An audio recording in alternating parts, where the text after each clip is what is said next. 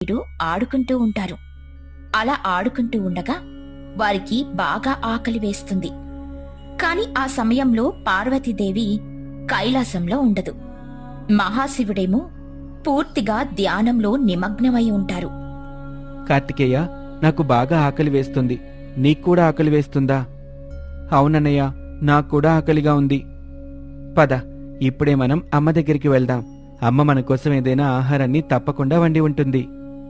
వినాయకుడు అలాగే కార్తికేయుడు వంటగది వద్దకు వెళ్తారు. కాని వంటగదిలో పార్వతీదేవి కనిపించదు. అరే, నేను ఈ విషయాన్ని మర్చిపోయాను. నిన్నే కదా అమ్మ భూలోకంలో ఉన్న తన భక్తుల చేత పూజలు అందుకోవడానికి వెళ్ళింది. అవునన్నయ్య, నేను కూడా ఆకల్లో పడి ఈ విషయాన్ని మర్చిపోయాను. పద, నాన్నగారు ఏం చేస్తున్నారో చూద్దాం అంటూ వినాయకుడు మరియు కార్తికేయుడు మహాశివుని వద్దకు వెళ్తారు.